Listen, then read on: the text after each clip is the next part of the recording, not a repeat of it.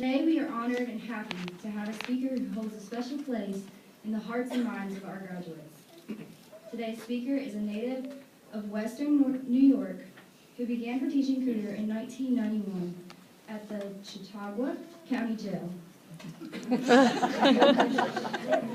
After moving to Monroe in 1994, she taught history at South Providence. A year later, she transferred to Monroe High School, where she taught history and theater arts.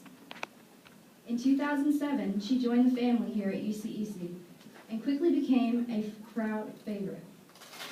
The students loved her because of her passion for teaching, her sense of humor, and her famous Friday dance.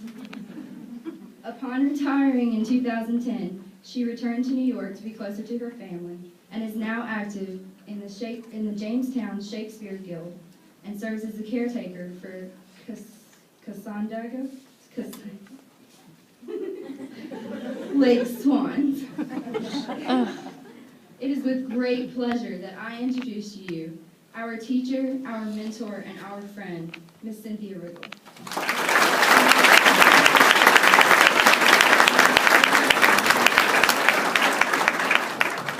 Thank you, Courtney. Robert, you need to come back, because your speech is a lot better than mine.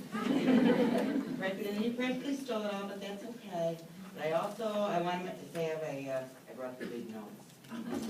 Special thanks to Audrey Levin, whose idea it was to ask me to be your speaker. But remember, and this is my only quote for my whole speech, be careful what you wish for, you might get it. If it's not any good, you can stone her later after that. My first reaction when I found out I was being asked to be your speaker tonight, Ms. Washburn blabbed, so I knew even before Ms. McFadden. Was elation. I was so elated. Then I cried a little bit, and because I am really so terribly, terribly touched, and I feel so honored. That's truly the greatest honor that any students could ever bestow on a teacher. That it was like the best thing, and everyone I've talked to has just been totally awe-inspired and blown away, and how wonderful you are to have asked me to do this, and what a great thing this is for me. And then I started to panic because, what do I say to you? You listen to me for 90 minutes a day for a long time. What do you want to hear? And what new? You know, is there anything that I could say? And what do I know anything about? Not too much. It's going to be a short speech.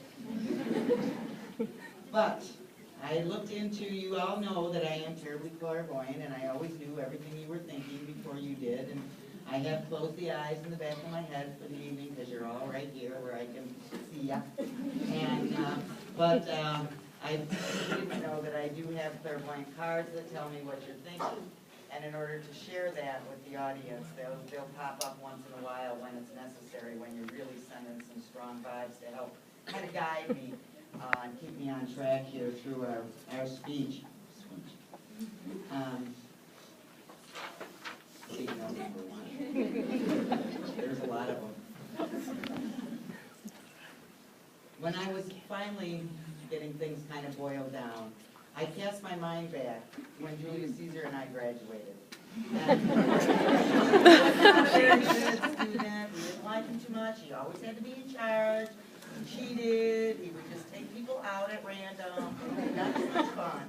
But I tried to remember my graduation from high school. And I'm sure you're thinking the same thing I was.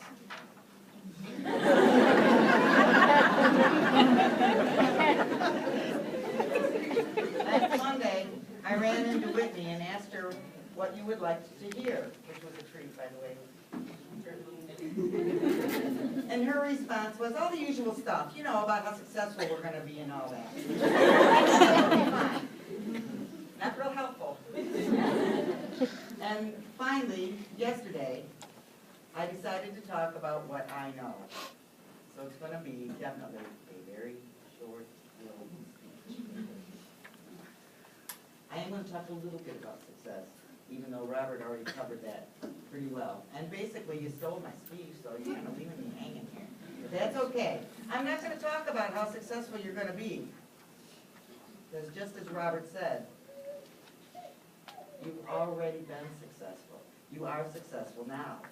or you wouldn't be here this evening on your best behavior, the cleanest you've ever been in your life, cap and gown, thinking,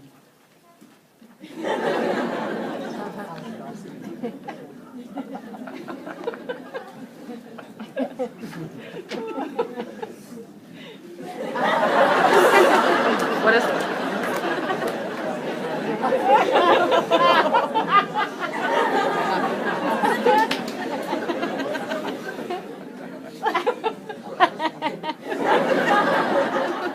you took a chance. You made a choice. You made a choice to take the opportunity of early college that few have been offered. You didn't realize how much more rigorous the demands placed on you by your parents, teachers, guidance counselors, administration, were placed on you than if you had attended another high school in the county. Ignorance is bliss. You probably never would have attempted a lot of it had you known. And some didn't make it. You chose success. Try yourself, and I know that you are, and I know now you are thinking,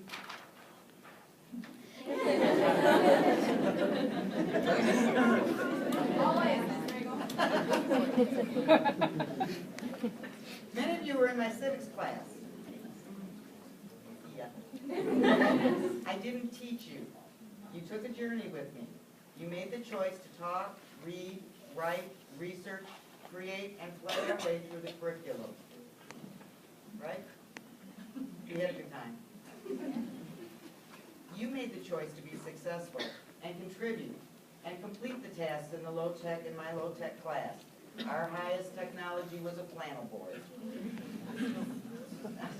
Your new age room, so to speak. You learned. You turned in the highest EOC scores in the county that year. Good job. Some of you had Mr. Walbrook for civics and chose to be successful with him in his high-tech wireless wizard electronic world. You too turned in excellent EOC scores. Two very different teachers, two very different teaching styles, but you all were very successful on the same test. It wasn't us. It was you. You've already been successful. So I know now you're thinking, wait a minute, how'd that one get in there? That's the wrong one. That's wrong.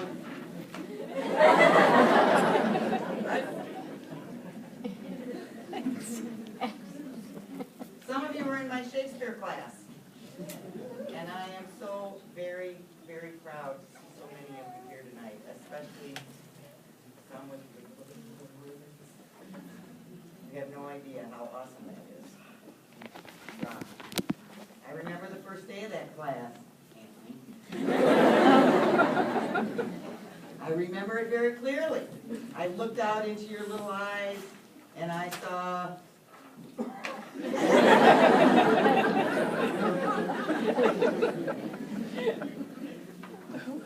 you too chose to be successful in that endeavor.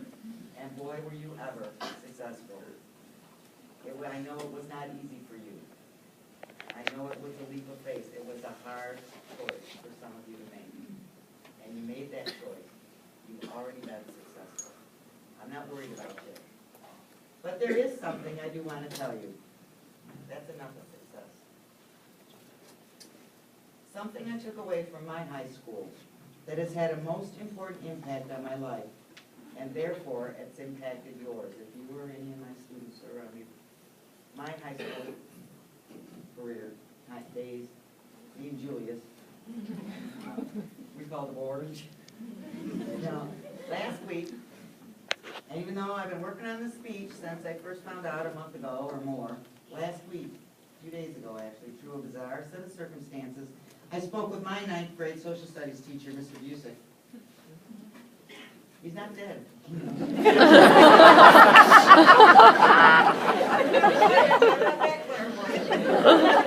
He was very impressed and so thrilled when I told him that I'd be speaking here. But he said, I'm not surprised. He told me that my 8th and 11th grade English teacher, Mr. Armstrong, had recently passed away. And then Mr. Armstrong had told him once that I was one of his favorite students. Mr. Armstrong? I liked him okay as a person. He was a nice guy, had a nice little family, very quiet, didn't raise his voice. But as a teacher, not so much. He was strict. He was mean to me. He made me work. God forbid, he made me read. Mr. Busick, on the other hand, he got me in high school, and not only tolerated my mouth with too many words in it that had to get out, but helped me channel my strengths while accommodating my weaknesses. As a person, however, he was kind of short-tempered, and not always the nicest guy in the world. But he knew what he was doing. Because I'd been obsessing over his speech anyway, my mind, such as it is, turned to my other teachers, Mrs. Tabb, who convinced my parents that I shouldn't repeat Latin as, quote, Latin is Cindy's version of hell. I will love her till I die. Mr. Fortney, who made me be organized with biology notes, and who was the funniest lecturer.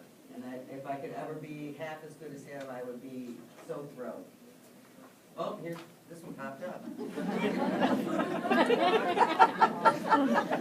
I would ask you to think about your teachers here at early college and take this message with you that I got from my teachers. I didn't realize it for many, many years, and I want you to realize it from the get-go. I want you to take it with you to draw on for strength, inspiration, and comfort in the future. That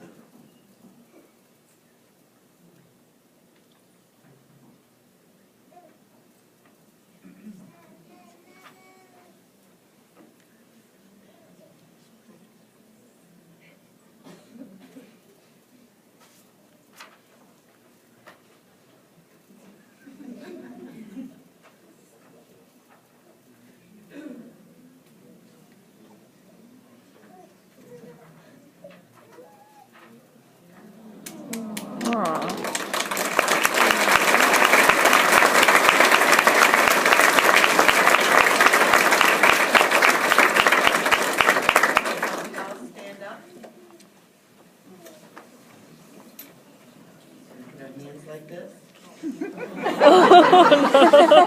What day is it? It's Friday!